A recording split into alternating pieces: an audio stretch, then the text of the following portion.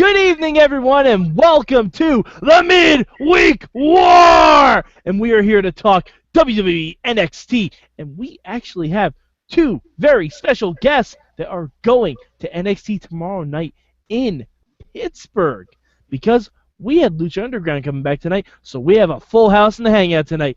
And with us is our friend in the mainstream media, Matt Carlins. How are you, sir? Oh, just staying up late so that, so I'm extra tired during the NXT show here in Pittsburgh on Friday night. Stage AE, look for me, look for your friend Bobby. We'll be holding court. We're going to be on the North Shore of Pittsburgh all afternoon. Just come find us. Find me! Find me! Anyway, it's going to be a blast. I want to meet just one member of the Mayhem universe out there to just come up. Say hey, and we'll say hey back, and then you can listen to me and Bobby make jokes about another podcast for an hour or 2, 3, 4, something like that. Squisher. Not allowed to do that here. Back to you, Mike.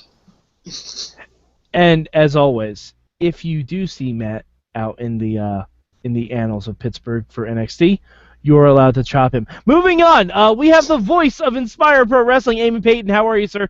Hi. I will not be going to NXT this week because that's a long ways away. But I'm ready to talk about this week's episode. I'm excited. Excellent. And with us, the other person who will be going to NXT in Pittsburgh, Bobby F JTown. How are you? Please don't chop me. I don't even know what shirt I'm going to wear. No. Take care of that later. Yeah, we'll talk about that. All right. And finally, with us, as always, is Tonio Garza. How are you, sir? I'm doing good. I'm also not going to NXT this weekend, and come on, guys! All the next, because they never come to El Paso. Fuck those guys. Yeah, they don't go that south. They don't go far that far north.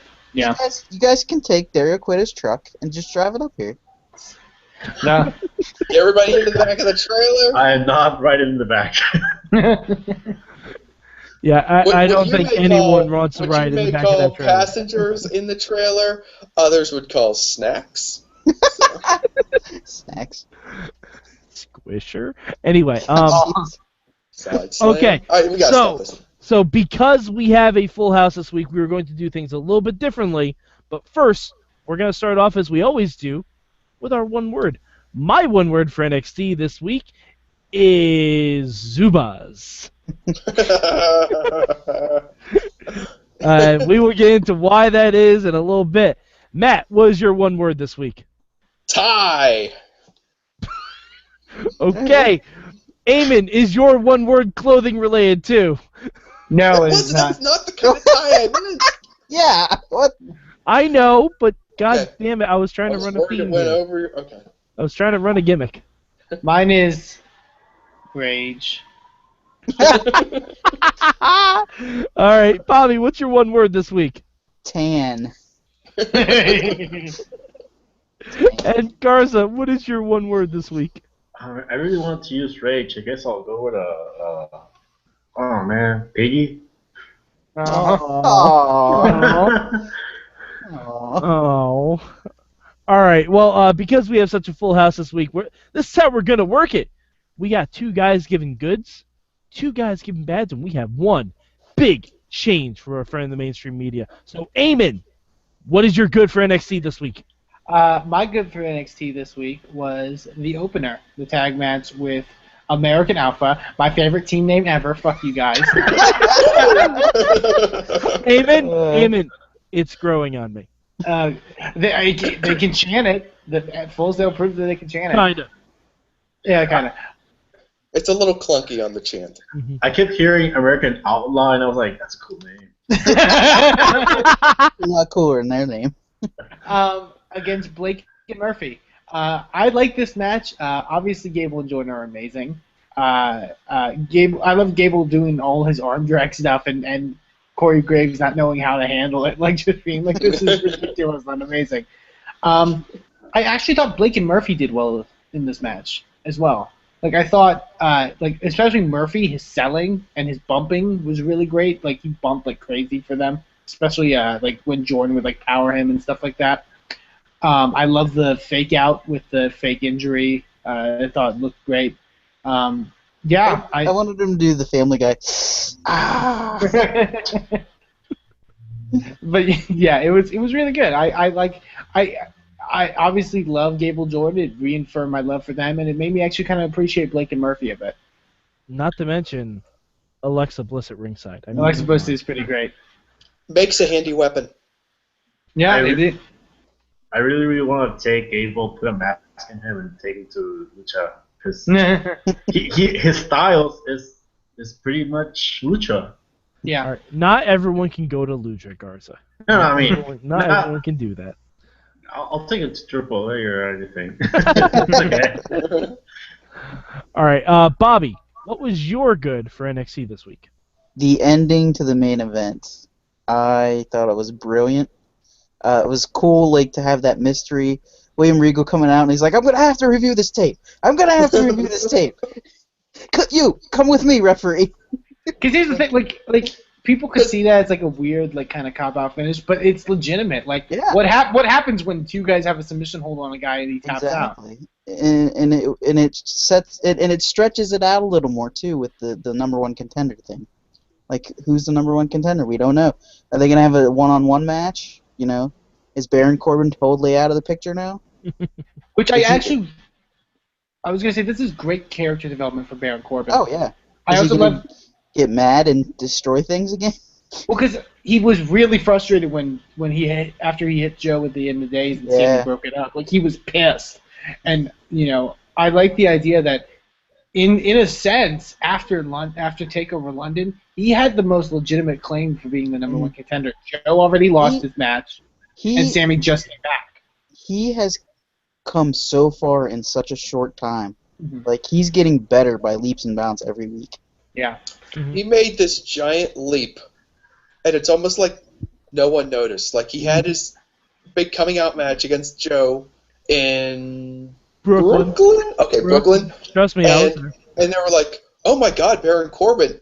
And then ever since then, the expectation, but the bar of expectation went up, and he just keeps meeting it and meeting it and meeting it. And now we take it for granted. No one even gives it a second thought that he's in there with two awesome guys like Joe and Sammy. His torso is still a little sad. But I think the Hashtag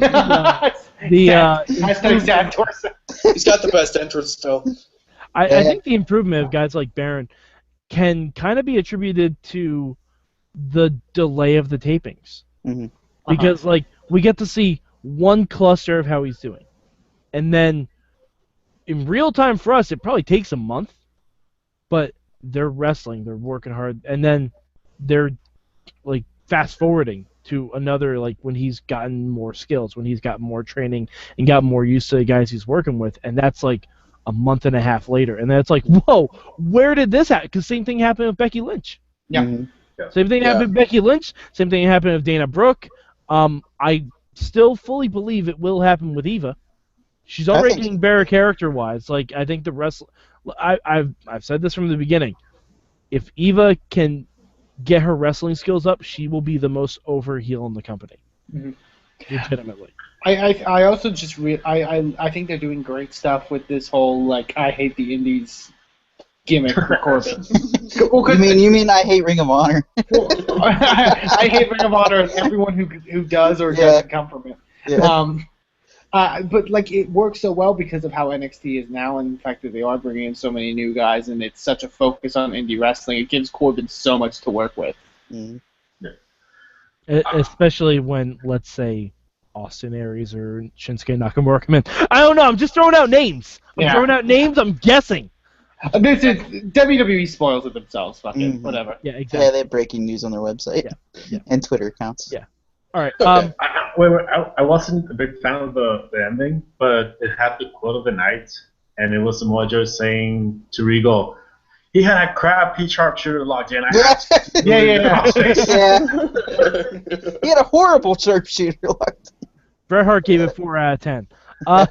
Anyway, the chattiness of Joe and Sammy after the match was great. Yeah. Like, they weren't just, like, saying nonsense. Like, they were, like... those two are just so good. Like, Sammy's like, "What's the problem? I put him in the sharpshooter. What's the problem?" It's that kind of improvisation stuff that you need that really helps. So perfect, yeah. Yeah, the only thing that threw me off was they were both trying to plead their case, which was awesome, but the fucking assholes at Full Sail were chanting, "We can't hear you." I'm like, maybe if you shut the fuck up, Yes. you'd be able to hear them. Also, sometimes it's not for you guys. Like, Yeah, exactly. Like, they're not going to put a mic in front of his face because that would ruin the whole thing. They are filming a television show. And if Regal told them to be quiet, they would all be quiet. This is true. He's like, I would He have had loved. something to say. I would have loved if Regal just turned them and being like, "Shut the fuck up! I'm trying to figure this out." And it would. I need some bloody time here. All right, Garza, what will be your bad this week for NXT? My bad this week is that Alex Riley's back. What's yours? hey, say it to his face.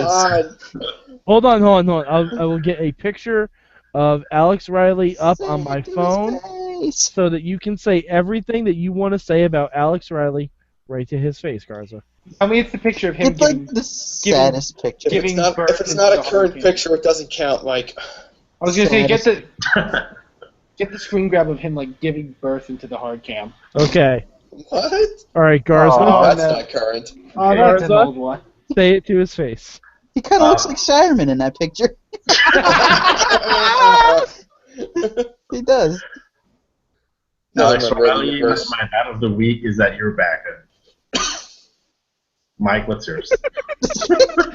I tried to make him look sad by tilting it down. Well said. Can I say also, just with the Alex Riley thing, I just love the reaction of the announcers being like, "Oh wow, Alex Riley's back." Okay. Hey. What's he doing in Impact? I mean, NXT.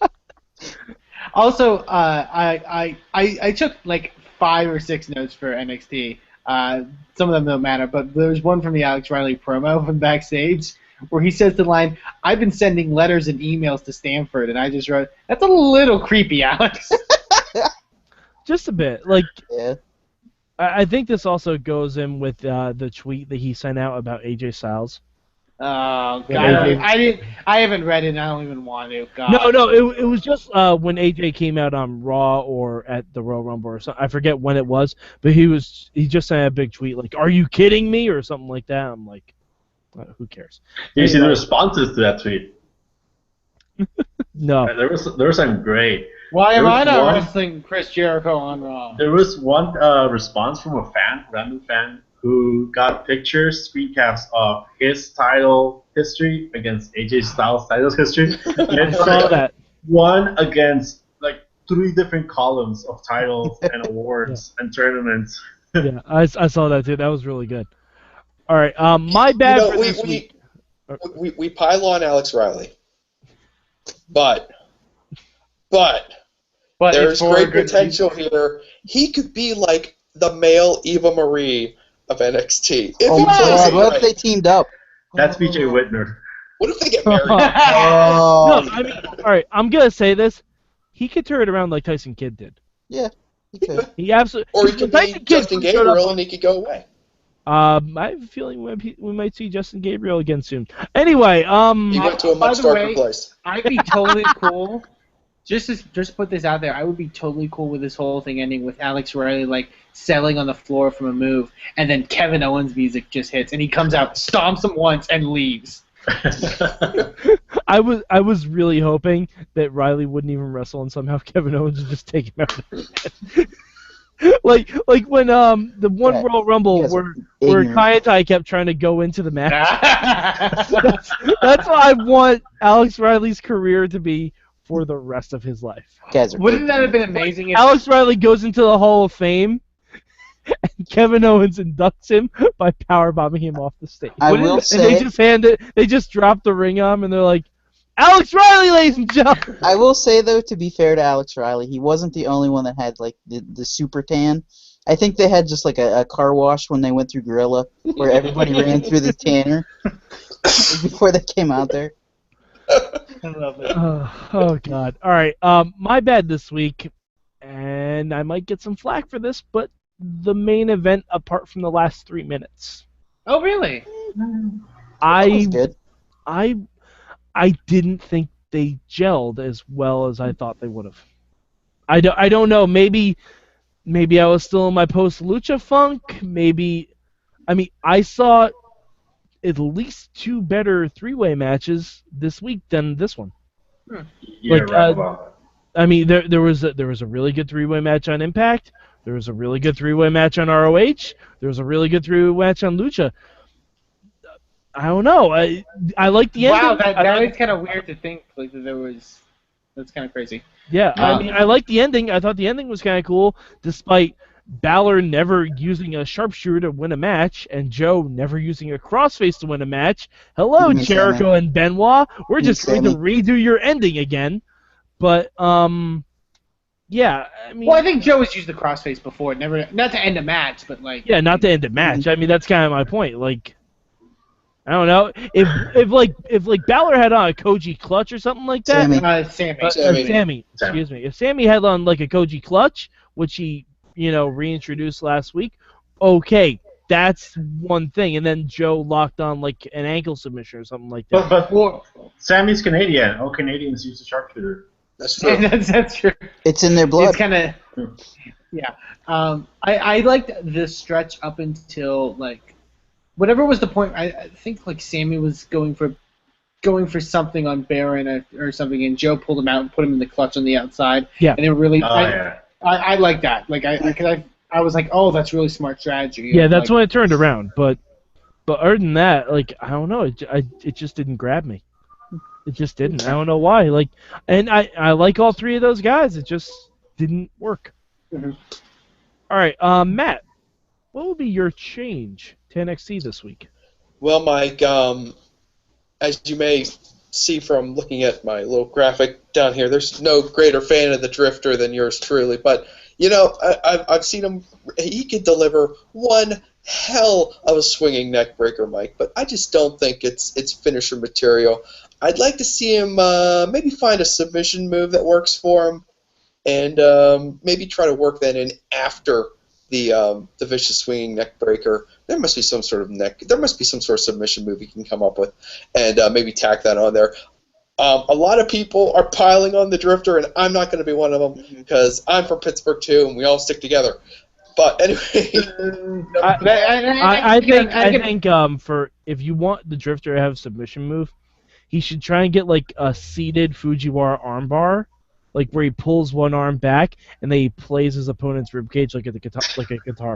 Oh, yeah, I think that would work. That tickles. You can call it the last song. It'll be really good. I can understand that. Being as someone not from Pittsburgh. Wait. And again, what? It's shocking. Y'all. No, y'all. And I said it before when I talked about his debut match. I'm a fan of Logan Chu though. Great on him. I love he's a friend of the show, all that good stuff. And I feel like he did try to fix some of the stuff from the last match where he was like stalling a bit and doing those long spots where there was nothing. He kind of did more in the match this time around. But the crowd is just not buying it. Yeah. I think. And say what we will about Full Sail, they'll usually be really behind something or really hating something, but when they're just dead silent, like. I think he needs a program. I think he needs to be put in a storyline with somebody for that character to start to take hold. I think now him just beating randoms every week, just kind of like, I don't know. Yeah. It's not really. I think he needs a story to get his character moving because right now they're all like, well, what's this guy about? He's so mysterious, you know. I think he had a pretty good song this week. Mm-hmm. But I also, and I noted it in my notes, both Tom and Corey botch his line that he said at the end of his last match. Yeah. They both botched it, and it's like, I don't know. Clearly, he needs to say it more if that's going to be his thing. I think the character has like a lot of upside, and it feels like he's still trying to find like the nuances of like what he's trying to do. So, but like as far as like in the ring, like I know he can deliver in the ring. Like I've seen him on the other side of these enhancement matches, and he's looked awesome. But and maybe I pay attention to him more than other guys, but I know he can do it in the ring. I think it's just a matter of trying to find the character a little bit. Also, I was kind of wondering, hey, and Garza, maybe this is a good question for you, but if the Drifter and Naito had a match, would anything happen? I don't know. To be Or would honest. they just kind of lay there and stare at each other? And Probably. And with Joe Orange Cassidy, who's always tired. Oh, I love Orange Cassidy. Can we have Orange Cassidy in NXT, please? Something that they wanted to say about the Drifter. He looks like the most fashionable Drifter in the world. Like He looks well kept. Like, honestly, take Dean Ambrose's attire and put it on him, because I don't know where he's drifting. I mean, he's drifting like from Manhattan to L.A. and Hollywood. Like, what the fuck? He looks like he got dressed up at Urban Outfitter. Yeah. And he's drifting. He's an upscale drifter. He's a hipster. He's a hipster drifter. Oh my god! Hipster drifter. I think you just keyed into it, Garza. That's why Corey Graves hates him so much. Yeah. Because he hates hipsters. He's from Pittsburgh. I just don't like him. All right. Was there anything else that we had on NXT? Garza, was there anything else you could think of? I was gonna bring up the build up to Carmella, Emma, and Dana, but okay. So my word was Piggy, and I hate that word in wrestling because we have bad history coming from Mickey James, and I'm gonna get pissed off if they start calling Dana Brooke Miss Piggy. Well, it was and I get that. I don't think it's gonna be a thing that people sort of go off of, but it was a thing Sasha Banks did. I remember, I think Sasha was the first to do it. I think it's fine. I think if they go like you said, if they actually run with it and go Mickey James cool with it, then yeah. But if it's a one-time insult, I mean, okay, whatever. But I really hope that someone upstairs doesn't get an ABL yeah. I think NXT is too smarter for that. But hold on, Amy. I'm gonna go down the line. Okay, Garza, where would you rank NXT this week? I'm ranking NXT number 2, mainly because I did like the triple threat. Now that you've brought out all the other triple threats, you may have a point. But I liked it. I liked the opening match, and I'm starting to feel the build-up, so it's good. Okay. All right, Bobby, was there anything you missed on NXT, and where'd you rank it this week? For Eva's outfit not matching her hair, I'm gonna have to rank it number 2. Okay. All right, that is a fair assessment. Everyone consider that number 2 is pretty much like number 1. So Yeah. All right, Eamon, what else did we miss from NXT, and where'd you rank it? 2 notes, because I thought the Enzo and Cass part of the promo with Carmella was actually really good as well. My favorite part being the line towards Dawson and Wilder when Enzo says, "Go finish your cup of average Joe." I really love that, and I like that promo. I also know that I really like the Hype Bros promo. Yes, that was gonna be my thing that we didn't get to talk about. Sleep? Stop watching me sleep. Not happening. Could Zack Ryder be going heel? Maybe. Well, I like that they kind of play off the fact that, kind of like what they play off in Breaking Ground, like that they're not, the closest of friends. I actually rank NXT 3 this week. I like the opener. I like the main event. The stuff in the middle was kind of hit or miss. I didn't love the Elias Sampson match. God, I don't even remember. The Nia Jax match was okay.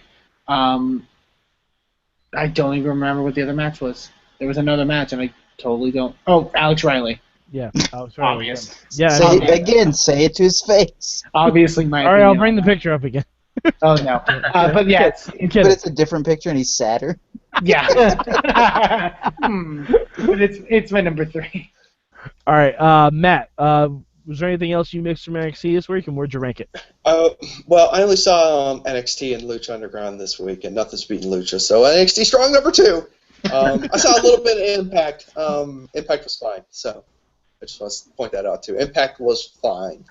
Well, if you want to hear what we thought about Impact, you can go to the Mayhem Show YouTube page because we already recorded the Impact episode for this week, and you might be surprised as to what you hear.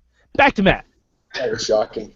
I also wanted to mention Enzo and his promo, and recalling now who I voted for on the Wrestling Observer newsletter, best on interviews, and I wanted to apologize to Enzo for not including him in my top 3 because that was an error on my part because he's awesome, and he does his shtick, and you get lured into thinking that it's just a shtick, but he can freaking cut a promo. He's unbelievable. And we mentioned in the past like what we kind of want to see from Enzo and Cass in the future. The promos they're cutting now, I'm back to wanting them to win the tag belts. Mm-hmm. You know what I mean? Just based off of their promos alone. Okay. And for me, I was going to mention the Hype Bros promo because I thought it was really good. I thought Ryder and Mojo are really kind of melding together now.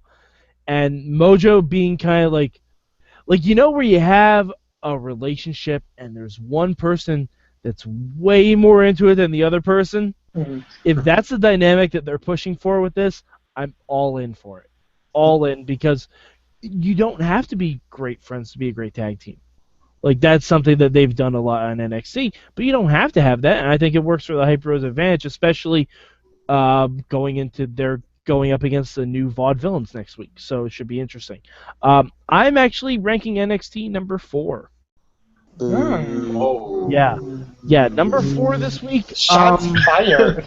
Yeah, I don't know. Bring up the sad Alex Riley and say it to his face again. An even sadder Alex Riley. The show honestly peaked for me as soon as American Alpha left. I love the Dana Brooke promo. I love the Enzo and Cass promo. I love the Hype Bros promo, but the in-ring was really lacking for me. It was really, really lacking. That's usually not an issue with NXT, but I felt there wasn't enough there to drive. If the main event was better, if I liked it more, it would have been number 3, but it just didn't connect for me. All right, so Garza, where can the good people of the internet find you? You can find me at DW Revolution for Twitter. Go to thewrestlingrevolution.com. You can also go to Patreon, subscribe, and find Wrestling Mayhem Show, find Panel Riot, find AwesomeCast, and support podcasting because it's a beautiful art form. There you go, Mike. That is sad. Very sad, Alex. All right, and sad Alex Riley, where can we find you on the internet? At Bobby F JTown, really. And like I said on the other show, Boss Battle's coming back this week, and we're gonna be new and different. That's not even sad, Alex Riley. That's just I've done a shit ton of peyote, Alex Riley. I've been hanging out with this, I know. I found these mushrooms in the woods and I just ate them. I paid $20 to a hot Asian lady outside of a warehouse. And now my kidney's gone. I don't have $20 anymore. That's Dario Cueto sold my kidney to the black market, Alex Riley. Eamon, I need to drop away from Alex Riley. Eamon, where can the people find you on the internet? If you want to find me on the internet and sell me your kidney, go to Twitter at Eamon2Please. Wow. And Twitter, Inspire Pro Wrestling at Inspire Pro Res. You won't have to sell your kidney for a ticket. You just have to give us $15 and you can see some really good wrestling.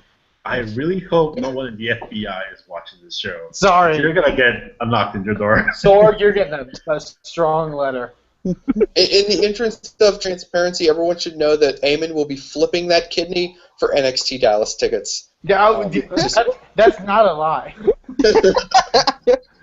So tune into the new Sorgatron Media podcast, Flip This Kidney. I decorated it. God damn it. Matt, where can the people find you on the internet? On the internet, you can find me at Mainstream Matt with 1 T, and you can also find my many writings and musings at WrestlingMayhemShow.com. I pen a weekly column at the very least, and go find the Around the Indies column. It's awesome. You'll love it. It's at IndieWrestling.us, and if by some freak of nature you feel like maybe like meeting me in real life, be at Stage AE with your NXT ticket on Friday night in Pittsburgh, I will be in the middle of the sea of 400 people wearing Balor Club t-shirts, probably wearing something else. We didn't pick my shirt out either. And it's going to be a blast. And I, of course, met Mad Mike 4883 on the Twitter machine. I'll be doing the Total Divas wrap-up tomorrow with Jen Carlins. And if you like what you're listening to right now, go to WrestlingMayhemShow.com. We got tons more there for you. Every Tuesday night, round about 9 p.m., the Wrestling Mayhem Show proper goes on. But that's not all. We got Boss Battle coming back. There's an awesome cast if you like to hear all about new technologies. And, of course, the Indie Mayhem Show with Eamon Paton and our Lord and Master Sorgatron, where they have hot indie stars from all around the industry. All right, so for all of my guests here, I'm Mad Mike, and this has been the Midweek War!